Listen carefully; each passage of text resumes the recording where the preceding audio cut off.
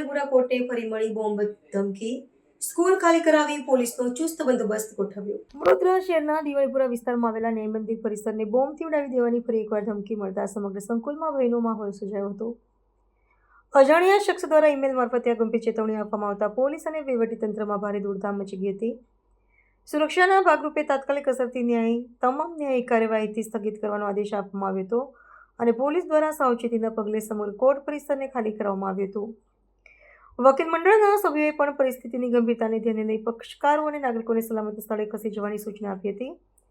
આ બનાવ અંગે બાર કાઉન્સિલરના ઉમેદવાર રણજીતસિંહ રાઠોડે પ્રસાર માધ્યમોને માહિતી આપતા જણાવ્યું હતું કે કોર્ટ સંકુલને બીજી વખત નિશાન બનાવવાની ધમકી એ અત્યંત ચિંતાજનક બાબત છે।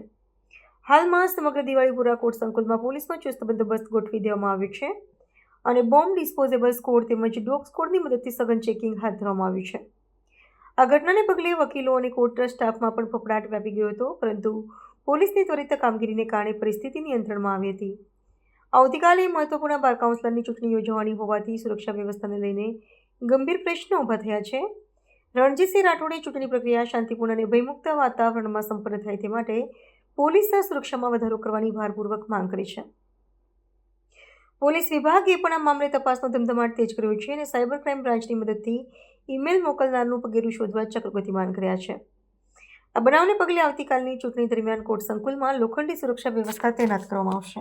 आज कोर्ट प्रीमाइसिस में बॉम्ब की बाबत की बात मिली है, वो बात के अनुसंधान यहाँ कोर्ट में बहुत लोग आते जाते हैं, वकील लोग भी हजारों की संख्या में आते हैं, पक्षकारों भी और उनके रिलेटिव भी उनके साथ आते जाते हैं। तो ये बहुत पब्लिक आने जाने वाली जगह है और इससे सभी लोगों की जान माल की रक्षा करने की वहीवटकर्ताओं की जवाबदारी रहती है। तब ये माहिती मिलने के बाद पुलिस विभाग में इसको माहिती को बताया गया है। पुलिस विभाग अभी पूरी न्याय मंदिर कोर्ट का सभी रूम्स वगैरह की तपास कर रही है, सघन तपास चल रही है। अब तक के लिए कोई ऐसी शंकास्पद चीज वस्तु मिली नहीं है, लेकिन जब तक ये पुलिस विभाग से ग्रीन सिग्नल नहीं आता है तब तक कोर्ट की कामगिरी अभी स्थगित कर दी गई है।